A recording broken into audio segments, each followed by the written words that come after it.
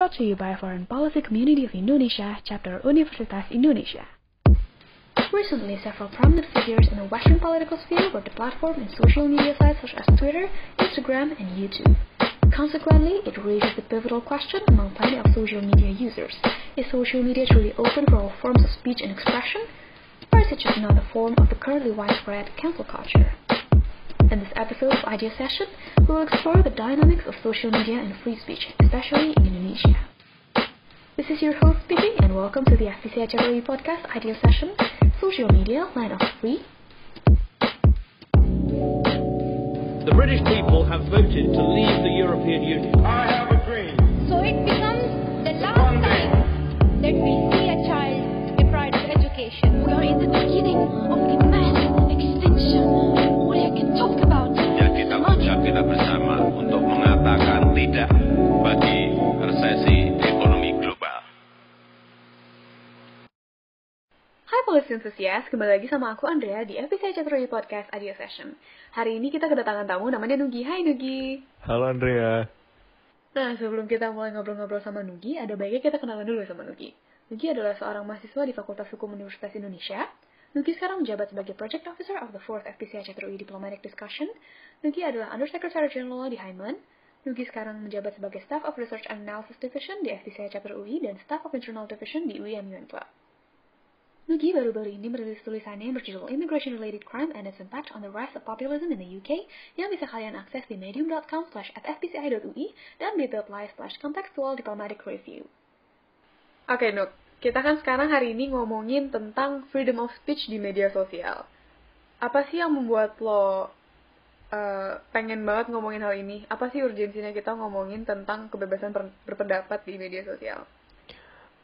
Karena kan kita kalau sedang di pandemi ini kan kita lebih banyak menghabiskan waktu di rumah, ya kan. Dan salah satu hal yang dilakukan oleh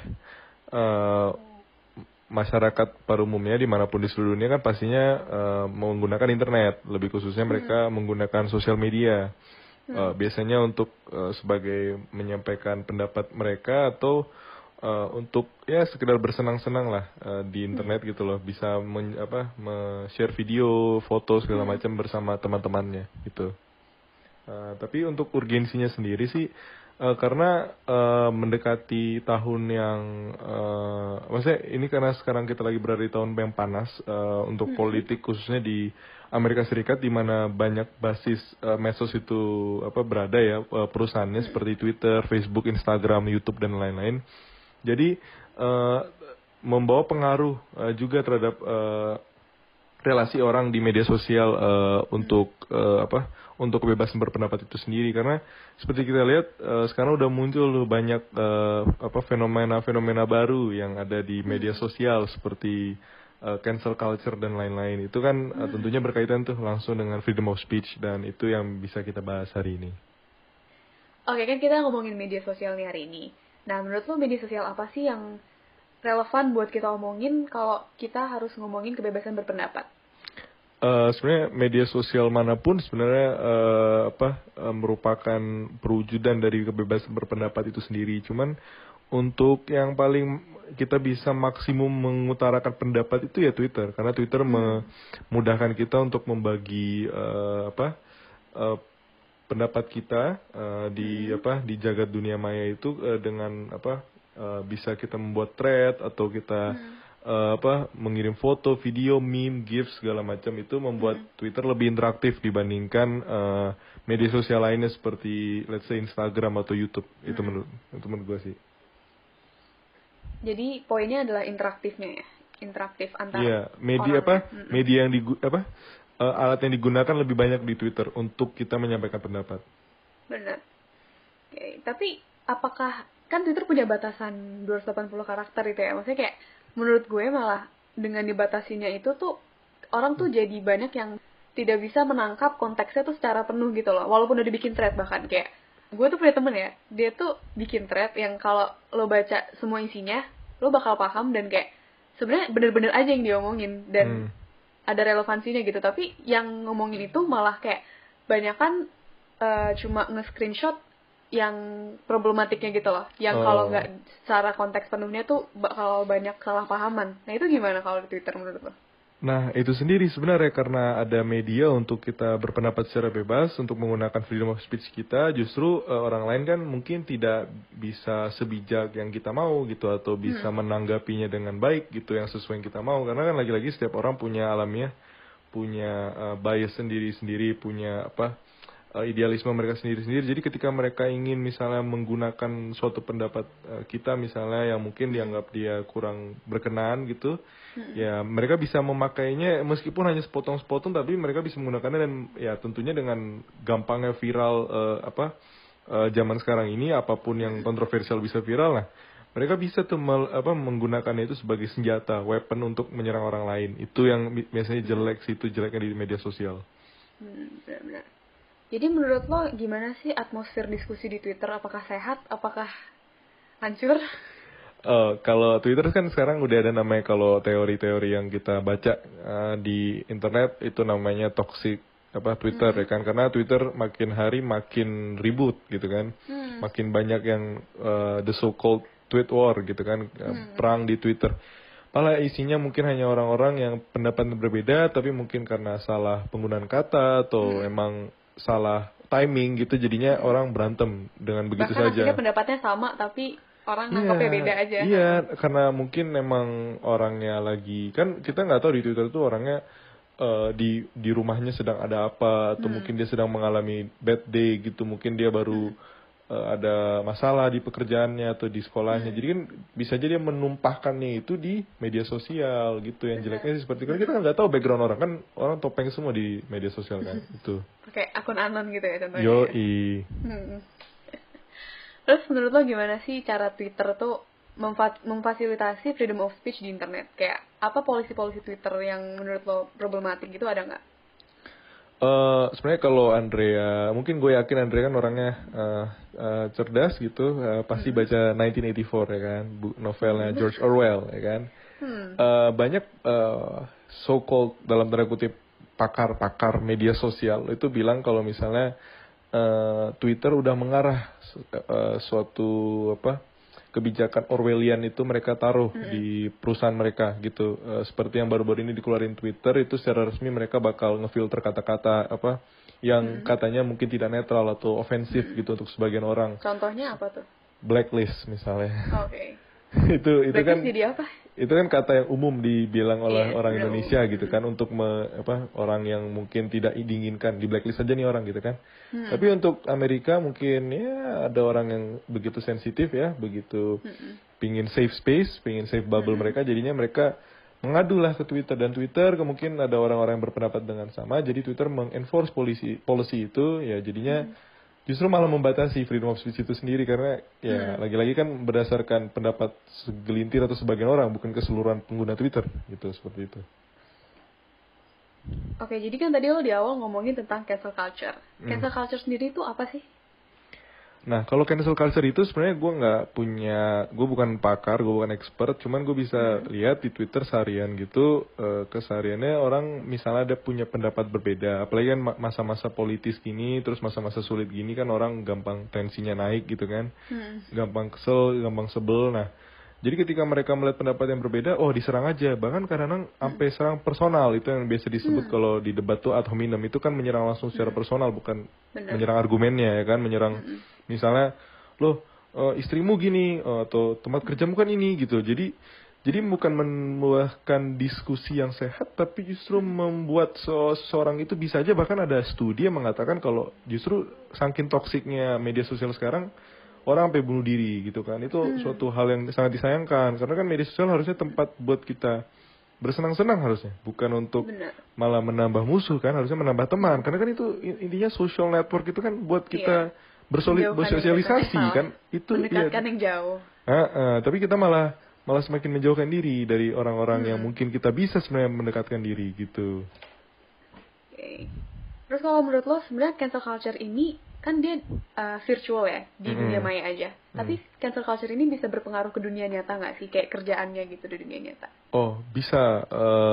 Kalau misalnya kita mau contoh di Indonesia sih sebenarnya ada beberapa, cuman mungkin kita nggak mau menyinggung jauh ke situ. Cuman kalau misalnya kita lihat yang baru-baru ini di dunia nyata yang benar-benar viral itu ketika seorang CEO dari kalau nggak salah company gitu di Amerika yang jual makanan Latino, Hispanik gitu, kultur-kultur Amerika Latin gitu, Goya namanya, itu diboikot oleh berbagai senator yang kebetulan anti-Trump, karena kebetulan CEO ini ngomong di White House sama Trump kalau misalnya Trump bakal support company-company yang mendukung pemberdayaan komunitas Latino, dan tentunya kan ini menimbulkan perdebatan lah.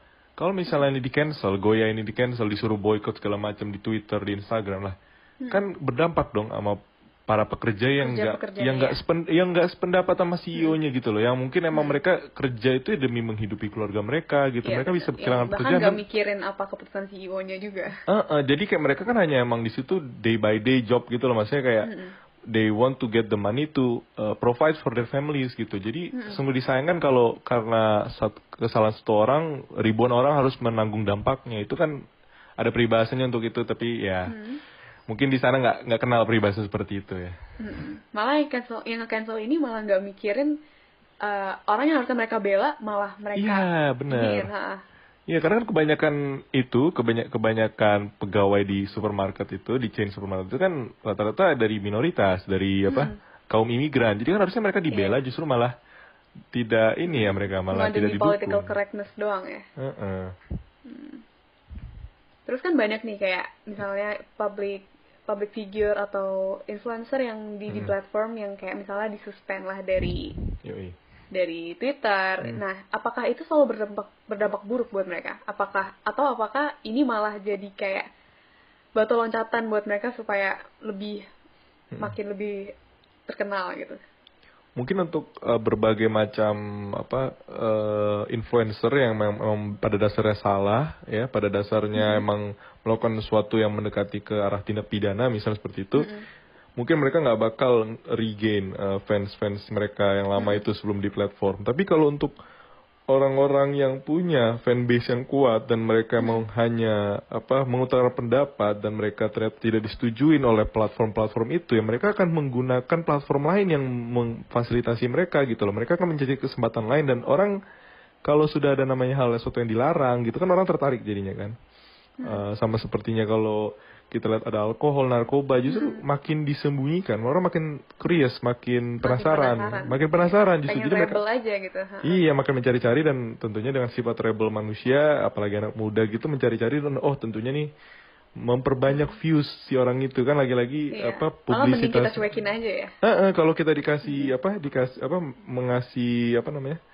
ngasih perhatian, ngasih perhatian ke orang-orang itu kan jadinya mereka malah makin terkenal, makin banyak views, dan siapa tahu mereka malah dapat endorsement lebih banyak karena itu kan. Quick question nih, menurut lo mending bebas tapi salah atau tidak bebas tapi benar? Nah, kalau salah itu sendiri kan relatif ya, karena kan kita lihat sendiri manusia, tadi yang gue udah bilang, manusia itu punya perspektif, ideologi juga berbeda-beda, idealismenya berbeda-beda ya kan. Dan secara realistis sih kita nggak bisa menyamaratakan semua orang ya pendapatnya. Kan lagi-lagi ada namanya kebebasan berpendapat itu sendiri kan, biar orang bisa bebas mengutarakan isi pikiran mereka gitu kan. Benar. Nah, tapi ya kalau kita lihat sendiri sih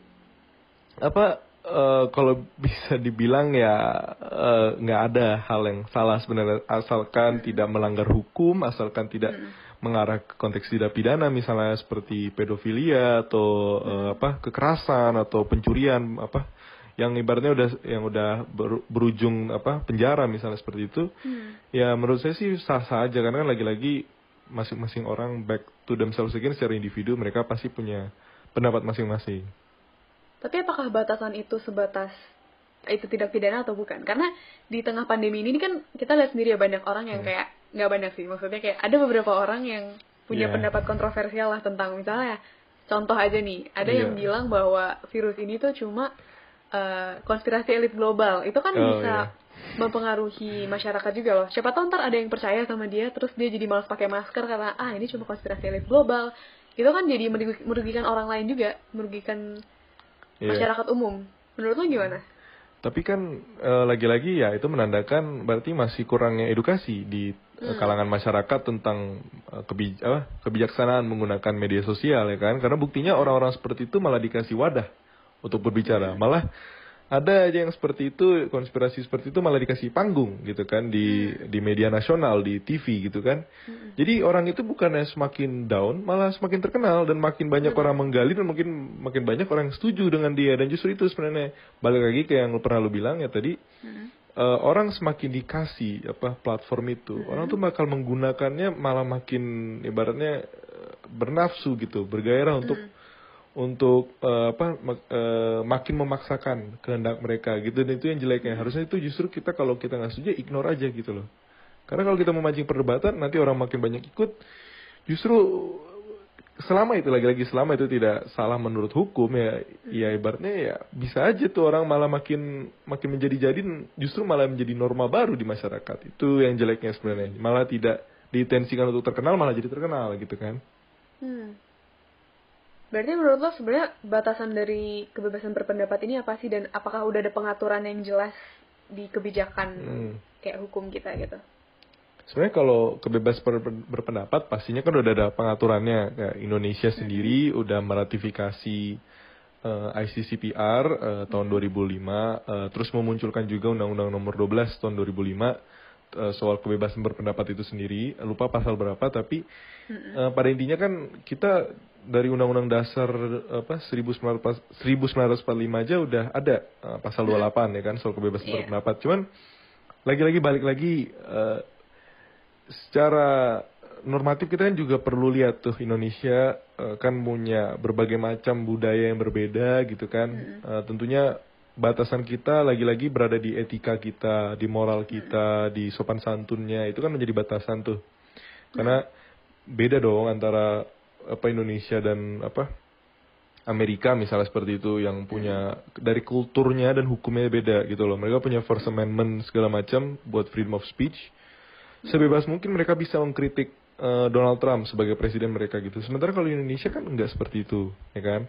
Karena Indonesia di Indonesia pastinya ada pasal soal penghinaan kepala negara atau simbol negara gitu kan. Itu kan tentunya ada wadah hukumnya. Kita belum terbiasa sama kebebasan. Iya, karena kita udah terlalu lama. Iya, udah terlalu lama kita. Lama dipimpin sama. Ya, Mas, seperti itulah pemimpin-pemimpin yang emang ya mungkin emang mereka ingin unifikasi Indonesia dengan cara mereka yang agak dingin, mungkin yang agak besi gitu. Terus kalau menurut lo nih, perbandingan aja. Gimana sih keadaan kebebasan berpendapat di Indonesia kalau dibandingin sama dunia barat? Oke, karena lagi-lagi platform media sosial ini kan berakarnya dari barat. Karena kan barat yang punya freedom of speech lebih lah daripada negara-negara let's say Timur Tengah atau China misalnya gitu kan. Tapi itu sih, karena standar universalnya itu tidak diikuti oleh semua negara. Karena emang beda-beda kan setiap negara itu. Jadinya ketika mengikuti standar barat ya bakal chaos Indonesia. Karena barat itu kalau kita lihat sekarang menuju election US misalnya, itu kan banyak tuh protes-protes lewat atau petisi-petisi yang lewat media sosial menjadi populer gitu kan. Itu kan lagi-lagi karena mereka bebas untuk melakukan itu semua, asalkan tidak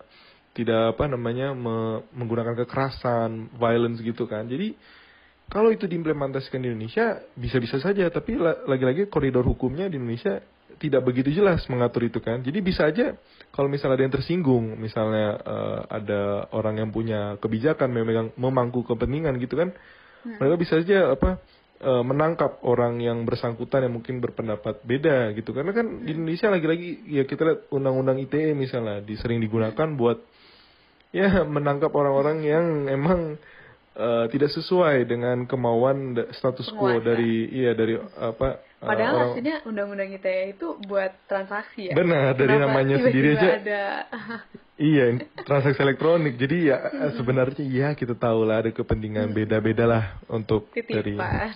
Iya, bisa.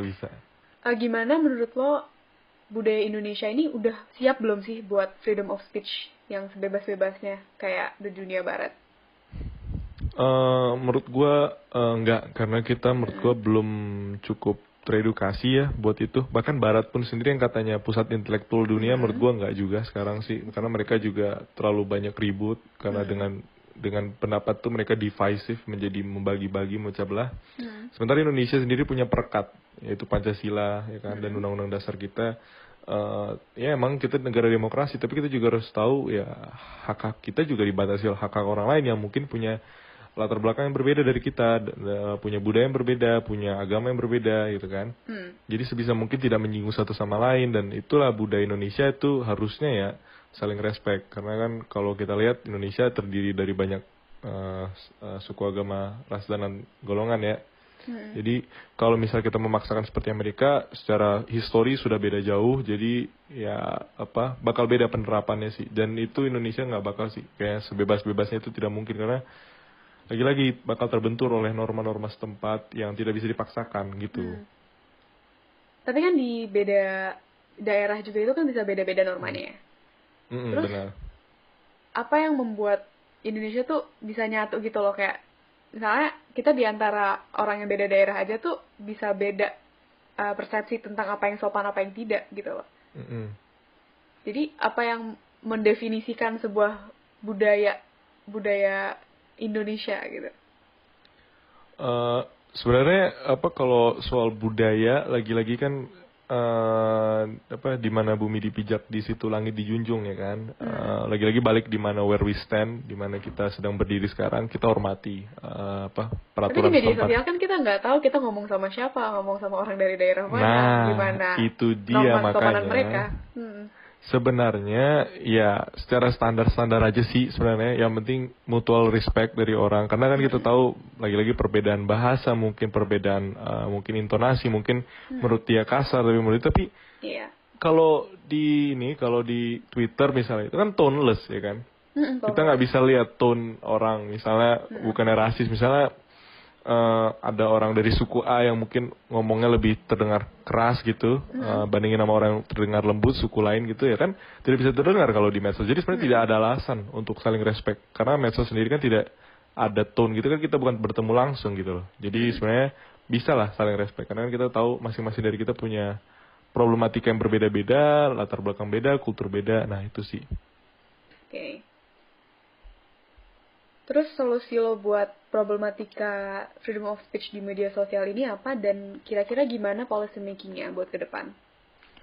Untuk solusi sih untuk sekarang bagi para pendengar, kalian semua pasti pakai medsos ya kan, itu pastinya perlulah dari kita untuk memulai perilaku yang baik, yang tergantung lah kalian preferensi kalian mau gimana, cuman yang penting ininya respect, mutual respect antara pembicara dan lawan bicaranya itu juga, karena kalau tidak ada itu sepertinya ya hanya akan berujung keributan, hanya akan berujung seperti tadi cancel culture, hanya akan berujung, karena kalau di Twitter misalnya seperti itu kan kita harus open minded, maksudnya terhadap perbedaan pendapat, dan kalau misalnya menurut kita open minded, kita juga harus siap menerima konsekuensi kalau misalnya orang lain pendapatnya tidak bakal sama seperti kita gitu loh. Misalnya soal lagi-lagi balik kita yang topik kontroversial misalnya LGBT gitu kan.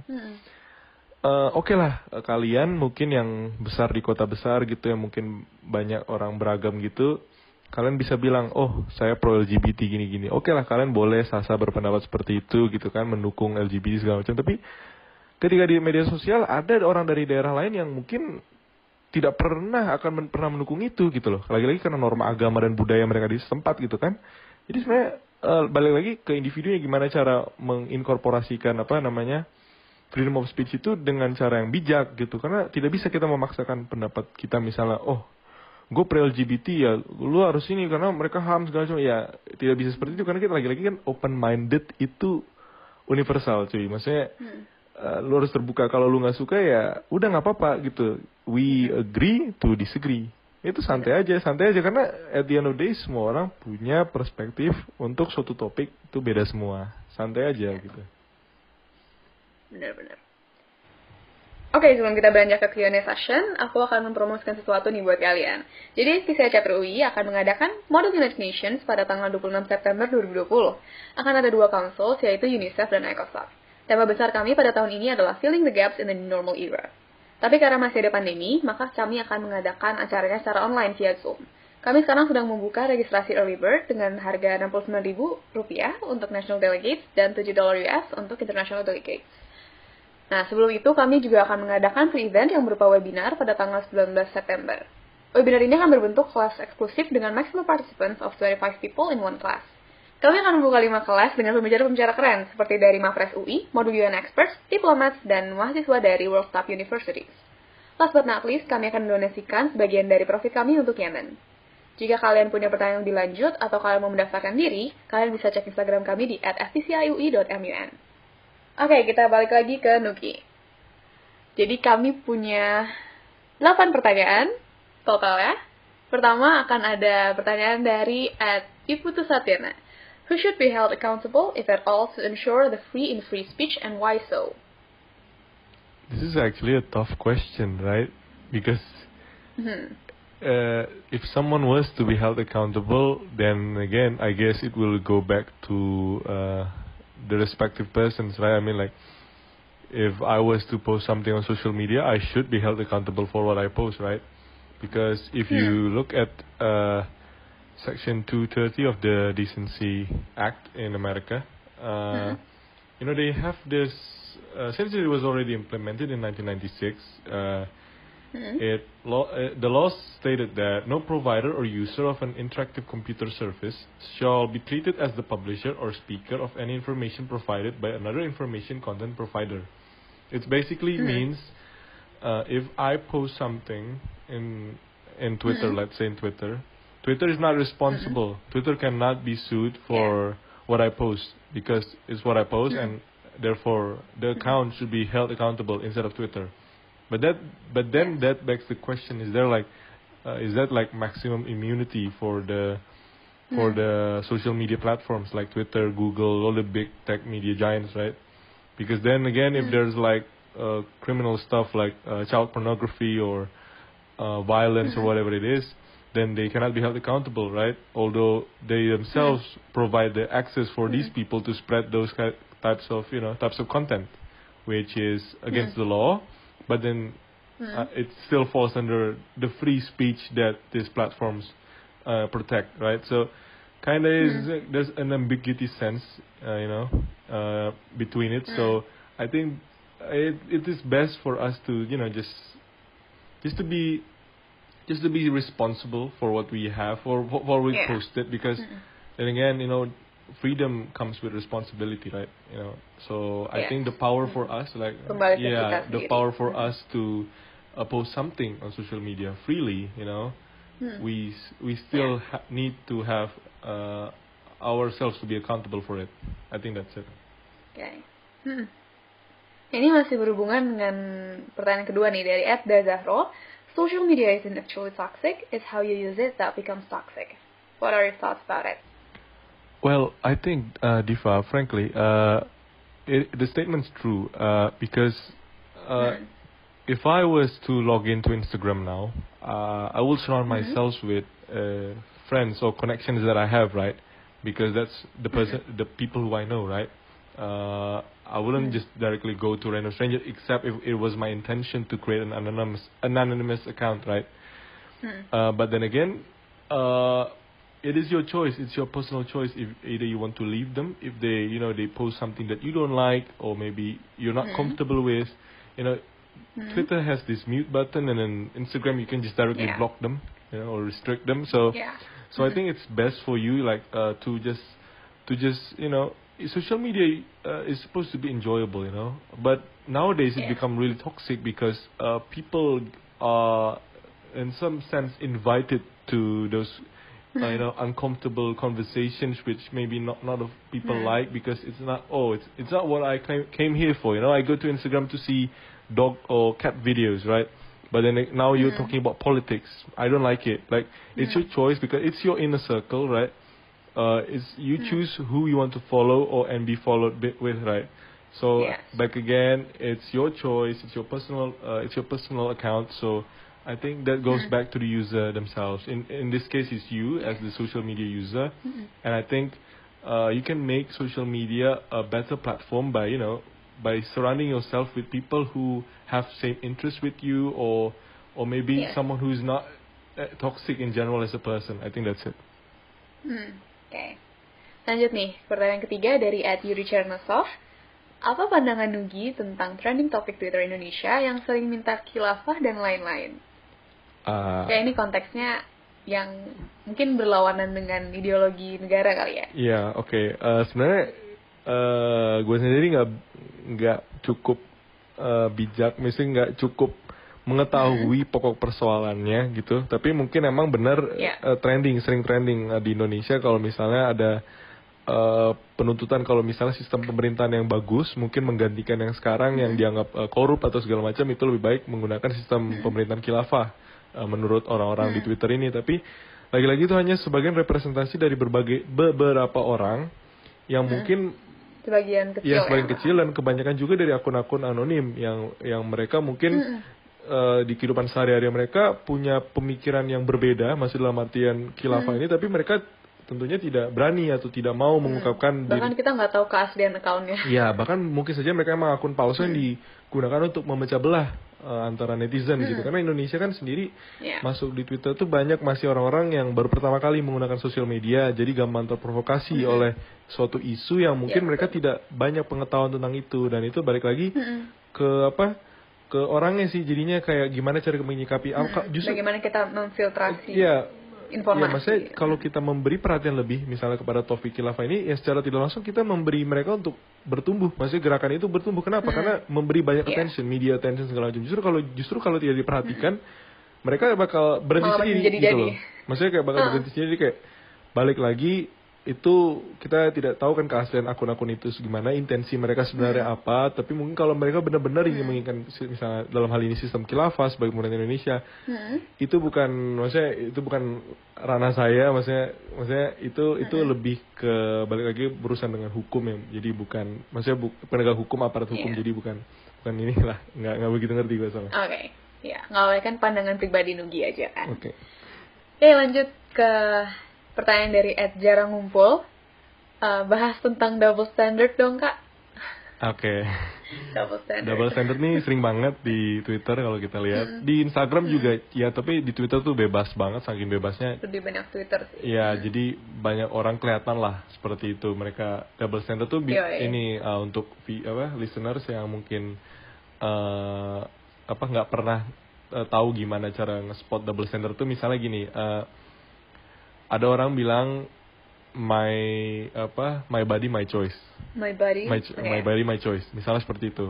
Dia mau berpakaian ibaratnya yang minim atau segala macam. Dia mau pakai rok mini, terus dia mau pakai bikini atau segala macam. Karena dia menganggap my body my choice.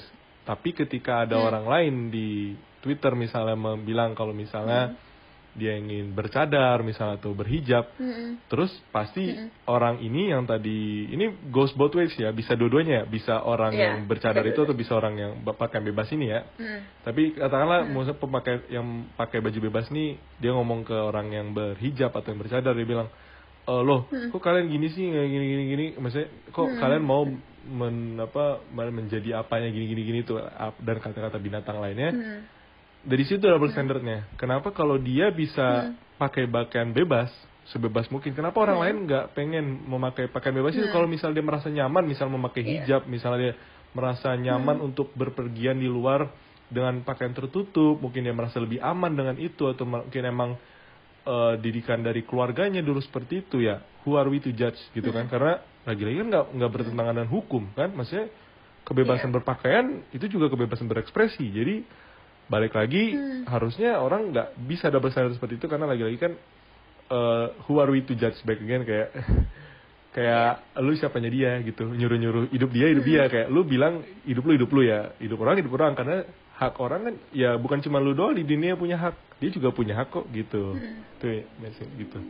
Ya jatuhnya kayak kita ada beberapa orang yang open minded tapi kayak cuma buat pandangannya sendiri gitu loh. Jadi kayak gue open minded tapi menurut gue lo salah gitu. Tadi kayak ini berhubungan sama pertanyaan selanjutnya nih dari @Michael Wahyu. Pendapat lo gimana tentang orang-orang yang nggak open minded dan kekeh sama dirinya sendiri? Oke, untuk yang tadi agak nyambung sebenarnya ya. open minded itu sebenarnya relatif. Kita juga kalau misal benar-benar open minded itu kan nggak ada limit sebenarnya. Kayak mau segimana sampai your mind goes out of your brain gitu kan, maksudnya itu kan itu maksudnya itu lagi-lagi kan standar orang beda-beda ya. Lagi-lagi ada nih double standard buat orang-orang. Kayak misalnya open minded, standar open minded mungkin buat orang Jakarta pada umumnya, mungkin orang-orang yang besarnya di kota-kota metropolitan gitu seperti Jakarta. Open minded tuh misalnya ini sering balik lagi berpakaian bebas misalnya seperti itu, atau mungkin untuk orang yang tumbuh di daerah yang rada konservatif, open minded itu orang-orang yang bisa menerima kalau misalnya kita memakai pakaian yang ini tertutup misalnya gitu seperti itu kan. Nah, tapi kan lagi-lagi tidak ada jadinya kan semua orang punya prinsip masing-masing, dan harusnya tuh orang bisa menghargai gitu loh prinsip masing-masing orang gitu kan. Lagi-lagi misalnya nih kita ini analogi aja, kita berdua nih pergi ke kafe ya, Dre. Kita berdua pergi ke kafe, lu sukanya apa? Oke, lu sukanya matcha gitu. Misalnya gue suka kopi gitu kan. Jadi gue mesen kopi, lu mesen matcha, tapi kita bisa tetap duduk bareng. Kita tetap bisa ngobrol-ngobrol. Kita mungkin tetap bisa disagree, tapi lagi-lagi bisa lah kita agree to disagree gitu loh. Maksudnya kita bisa untuk menghargai pendapat orang lain supaya orang lain juga bisa menghargai pendapat kita. Karena kalau nggak ada mutual respect itu, kalau nggak ada, ini kan lagi-lagi basis of open mindedness. Open minded itu ya, lu terbuka dengan pendapat orang lain, agar orang lain semoga tanpa terbawa arus. Dan jangan menjudge orang lain tuh close minded, karena ya lagi-lagi ya kayak peribahasa seperti air daun talas ya.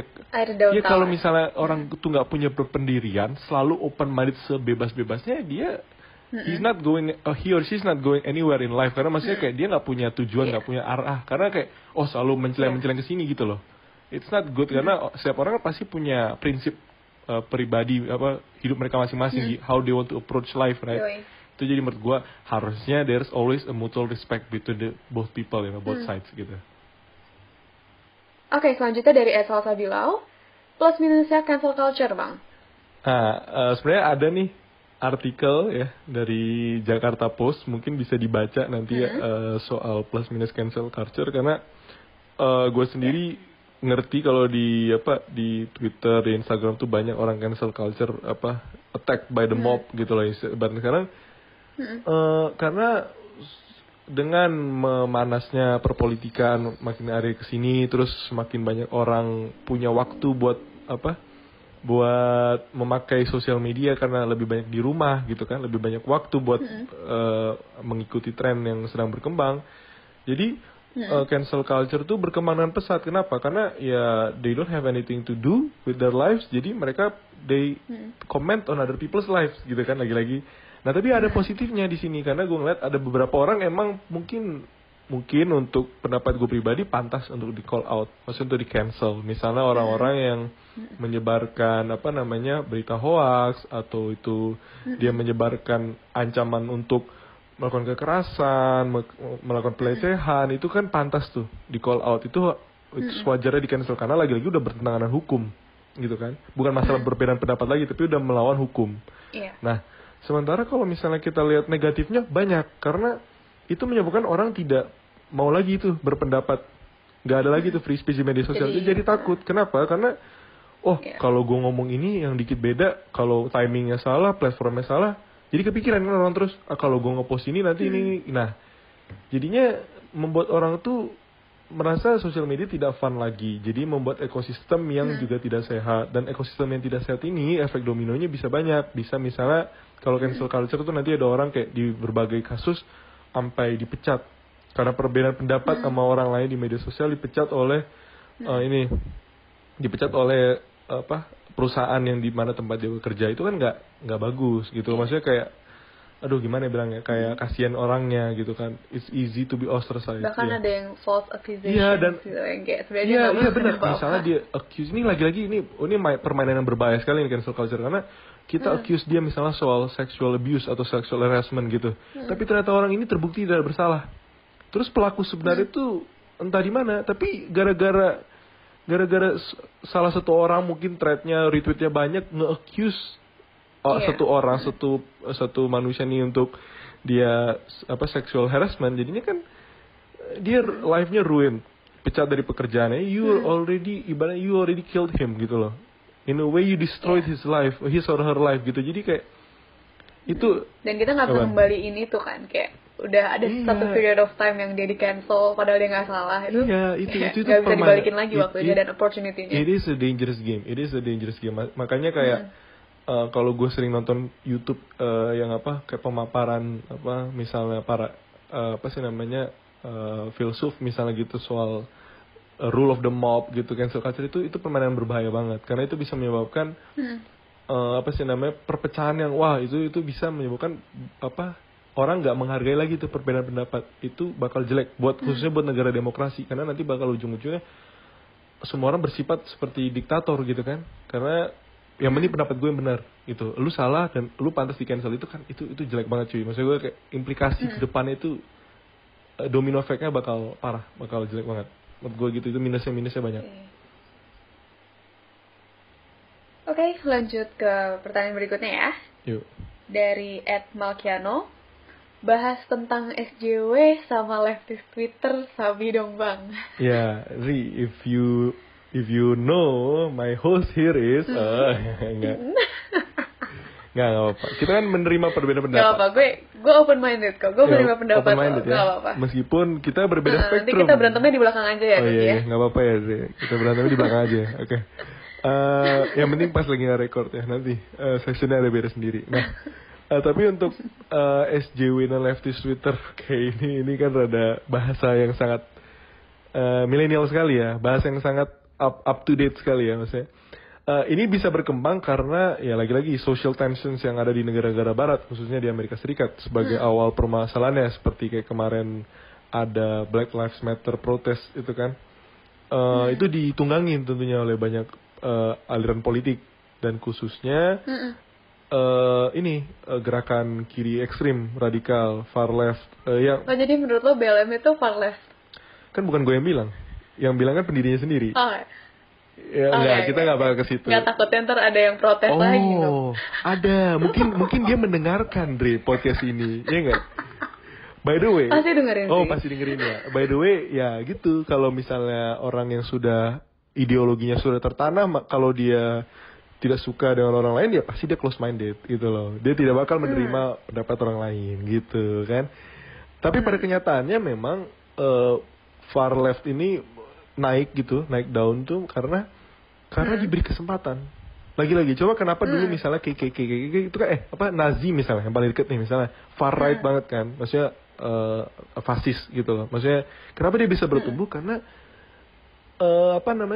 people ada masalah. Iya, maksudnya people need something to hold on gitu loh. Maksudnya if becoming a moderate, misalnya becoming a centrist doesn't work, orang bakal jadi radikal. They will cling on something that gimana ya, di Indonesia kan nggak pernah sih pergolakan politik, cuman ya gue nggak mau ada tukang bakso depan rumah gue gitu kan. Cuman kita lihat di luar negeri misalnya Nazi gitu tuh karena ada desperation dari orang-orang. Mereka pengen ada sesuatu yang di blame untuk their miserable lives. Misalnya dulu pas zaman Nazi, kenapa orang semua berpaling kepada tiba-tiba partai yang baru nih, partai dari seorang Adolf Hitler yang mantan murid gagal itu, dia tiba-tiba naik rise to pelukis gagal ditolak sama sekolah lukisan itu ya. Sekolah seni itu ditolak, tapi tiba-tiba naik pamor, bahkan bisa nyebabin perang dunia 2 itu karena orang desperate karena merasa pemerintah Jerman pada waktu itu tidak memberikan mereka sesuatu yang bagus menyejahterakan rakyatnya. Jadi Nazi memanfaatkan dan memblame, kan politik lagi-lagi, memput blame terhadap orang Yahudi pada waktu itu ya kan. Yahudi nih yang bikin salah, Yahudi nih yang punya bank semua segala macam dikontrol sama Yahudi, mereka mau membinasakan bangsa Jerman gitu kan. Kalau misalnya yang sekarang, ya kalau kalian lihat sendiri sih di Twitter kan rata-rata orang yang berprivilege sebenarnya kan, yang punya college degree misalnya, tapi kita nggak mau bahas jurusannya apa karena ada jelas lah orang-orang itu jurusannya apa lah. Orang-orang seperti itu naik daun, kenapa? Karena selain Twitter memberi platform, karena Twitter kan lagi-lagi staffnya juga banyak milenial dan mungkin juga terpengaruh dengan situasi politik sekarang. Jadi orang-orang yang far left nih bisa dibilang menunggangi aksi BLM segala macam ini untuk melebih for their cause, karena kayak seperti banyak orang yang di moderat tuh bilang kayak it's no longer about George Floyd misalnya, seperti itu udah kayak they want to overtake the government. Misalnya ada pembuatan CHAZ, itu kan udah jelas-jelas if you want to deny it, ya siapapun yang mau deny CHAZ itu bukan far left, ya kalian ibaratnya menderogasikan movement itu sendiri, karena orang-orang CHAZ jelas-jelas pengen banget dibilang mereka sebagai orang-orang far left, karena emang they mean it, they really want to they really want to put the blame on the governmental institution because they think it's not working. Nah, they capitalize on that. Kenapa? Karena everyone is feared right now, ya. There's a huge sense of fear, pandemic segala macam gitu kan. The world's not going well, and they capitalize on that fear with installing more and more hatred lah towards this. Ya, kalau certainly ya mereka pasti hatred soal the president of US, Trump gitu kan. Nah, disitulah menurut gue bertumbuh banget apa sih namanya gerakan leftist ini. Tapi lagi-lagi kan it's all based. Tapi menurut lo kenapa? Tapi menurut lo leftist Twitter nih beneran left nggak sih? Menurut gua menang. Jadi kalau orang Indonesia tuh menangga perlu tahu untuk leftist yang di Amerika ini ya mayoritas college students, dan kalau misalnya bukannya gua gimana kan gua lagi-lagi bukan orang yang right bukan left, tapi cuman bilang aja, dulu gerakan kiri itu secara historis diisi oleh ya pasti kelas pekerja, buruh, petani, segala macam. Itu yang menyebabkan ada berdirinya negara-negara komunis seperti RRC atau misalnya Soviet gitu kan. Karena ada gerakan-gerakan seperti buruh itu kan. Tapi kalau lu lihat sekarang berdominasi itu, emang apakah orang-orang yang pekerja pabrik, apakah orang enggak? Karena sudah ditunggangin oleh orang-orang middle class, privileged, spoiled people nih yang berada di kampus-kampus mahal, yang tuitionnya mahal-mahal, kampus Ivy League. Tapi mereka menggunakan platform mereka buat itu mempush ide mereka yang mereka anggap utopia. Mereka menganggap semua bakal benar karena mereka menganggap dunia ini sekarang lagi salah. Mereka memperbaiki dengan cara radikal, revolusi gitu kan.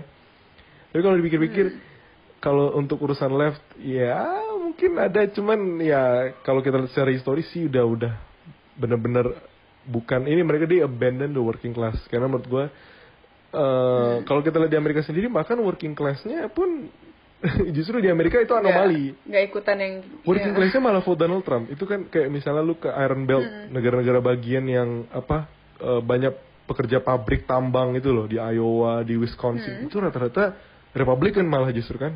Tapi ketika bagian negara-negara liberal yang SJW-nya banyak gitu misalnya kan, itu justru malah orang college student, karena mereka mungkin pengetahuan mereka soal the movement gitu mungkin lebih banyak gitu kan. Mungkin mereka belajar banyak soal history books tentang Che Guevara atau siapapun tokoh kiri itu. Mereka terinspirasi, dan karena ada fear di kalangan masyarakat sekarang, mereka menggunakan itu buat memaksimalkan lah movement mereka ini. Dan itu menurut gue kesempatan buat mereka. Jadinya ya lagi-lagi freedom of speech knows no bounds lah kalau di Amerika. Semoga di Indonesia tidak terjadi ya kerusuhan seperti di Amerika, karena itu messed up banget.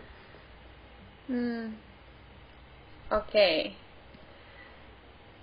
Lanjut ke pertanyaan selanjutnya, ini pertanyaan terakhir tapi akan dibacakan oleh Nugi karena ada di DM-nya Nugi. Jadi gue nggak bisa lihat banget.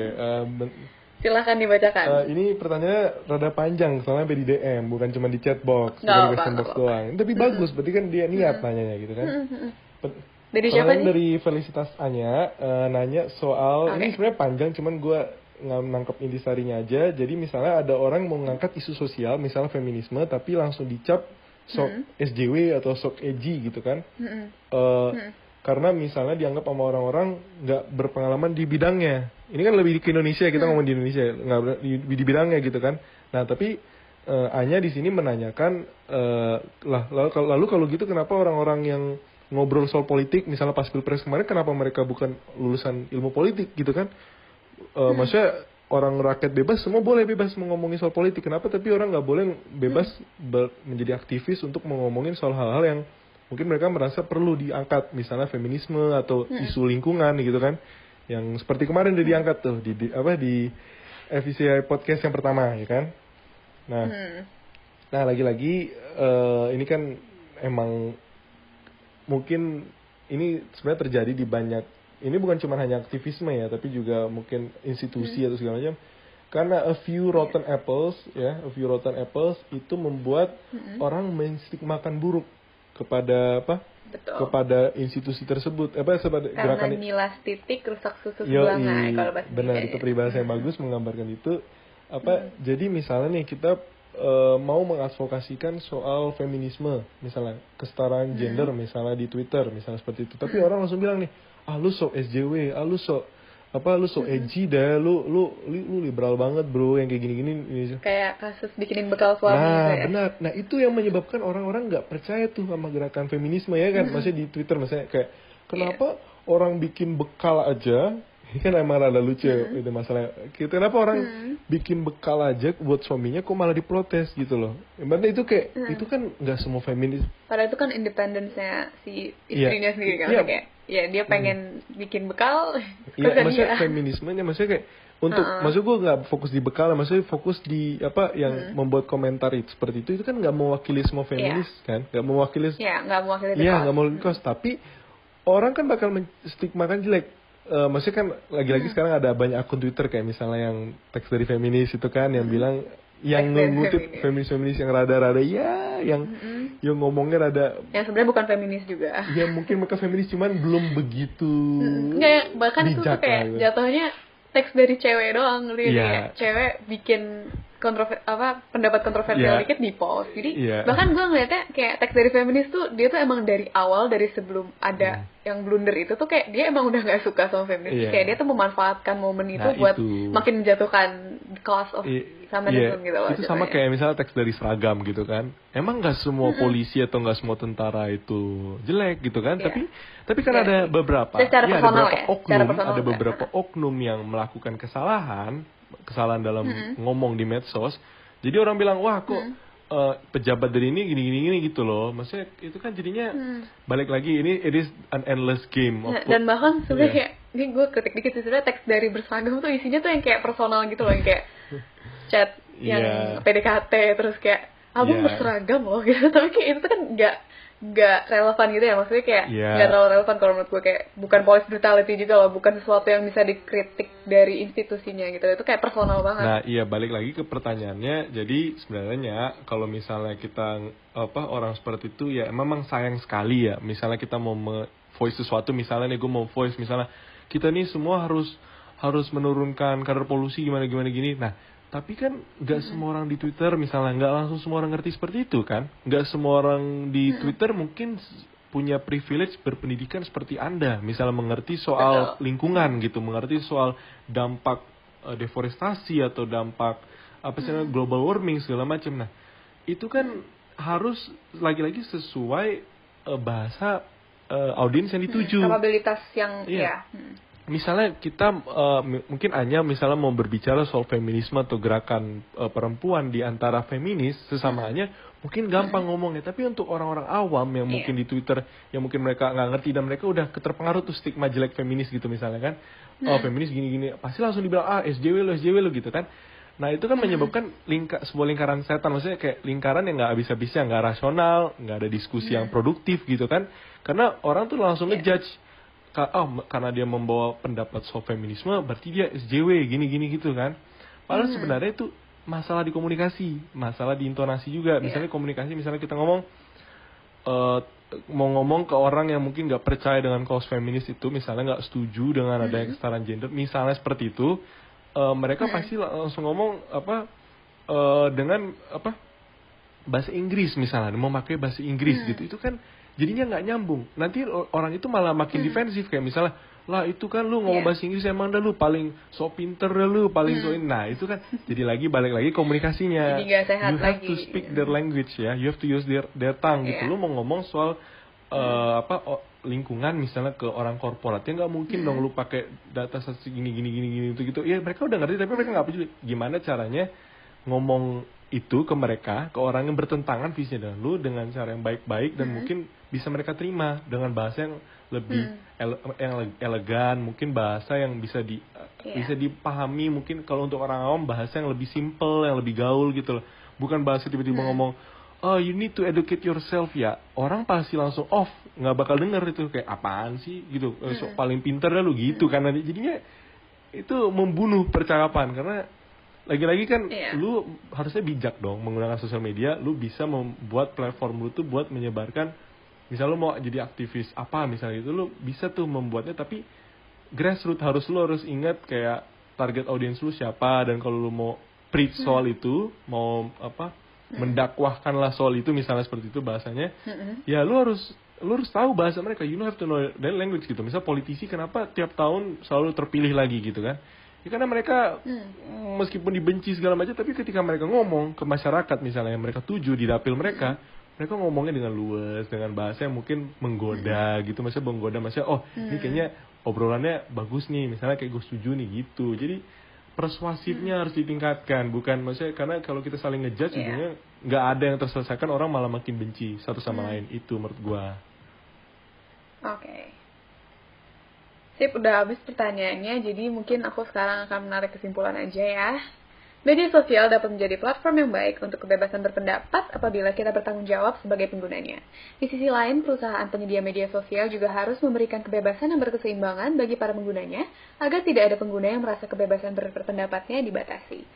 Kalau dari Nugi ada yang mau tambahin nggak? Mungkin kita bisa ini kali ya, nambahin apa yang bagus buat dibaca gitu kali ya, buat nambah gitu. Karena gue sendiri kan bukan pakar, cuman pengamat biasa, amatiran gitu, sebagai orang yang normal, netizen gitu. Ada beberapa bacaan nih, mungkin coba dibaca nama Andre. Kok aku? Yeah, aku mau yang baca dong. Oke, for the reading sekali ya. Yeah. Yang bisa dibaca tuh ada artikelnya di Platforming Won't Work, itu di Quillette.com ada. Terus habis itu artikel dari American Bar Journal, itu Free Speech or Censorship, Social Media Legislation is a Hot Legal Battleground. Itu juga bisa bagus tuh artikelnya. Terus di artikel di Kemenkeu, Freedom of Speech on Social Media, itu juga bagus. Terus buku yang direkomendasikan ada Jonathan Haidt yang nulis The Righteous Mind ya, tentang kenapa perbedaan politik dan itu bisa menyebabkan permusuhan lah ibaratnya gitu. Terus tentunya yang mungkin buku yang gua dan lu sangat gemari. Tadi udah disebutin juga. Oh iya benar. Bukunya George Orwell. 1984. Itu salah satu penulis favorit gue. Itu wajib banget dibaca kalau misalnya kalian mau ngerti kenapa kebebasan berpendapat itu penting di masa depan, juga bakal masih relevan, dan kenapa membunuh pendapat itu justru bakal backfire segala macam. Karena novel 1984 itu ibaratnya udah jadi mandatory read lah di negara-negara demokrasi. Obligator gitu. Iya. Karena justru Indonesia negara demokrasi tapi nggak mewajibkan anak-anaknya baca 1984. Padahal sebenarnya kalau dibayang mungkin sekarang ini lagi zaman sesuai di buku 1984 ya kali ya, Ria.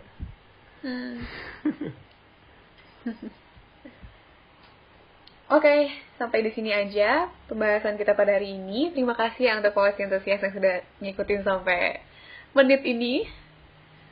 Oke, kalau gitu aku Andrea pamit undur diri. Terima kasih Nugi sudah datang ke podcast aku. Terima kasih juga Andrea. Semoga apa yang kita bicarakan hari ini dapat bermanfaat bagi policy enthusiast di rumah dan juga bagi kita sendiri tentunya. Mantap. Untuk kedepannya. Jangan lupa follow Instagram kami di @fpciui, subscribe ke YouTube channel FPCI Chapter UI, dan tentunya jangan lupa follow podcast ini supaya kalian tidak ketinggalan episode-episode FPCI Chapter UI Podcast Idea Session berikutnya ya. Foreign Policy Community of Indonesia Chapter Universitas Indonesia Board of 2020, Innovate Beyond Limits. The British people have voted to leave the European Union. I have a dream. So it becomes the last time that we see a child deprived of education. We are in the beginning of a mass extinction. What you can talk about? Jadi tanggung jawab kita bersama untuk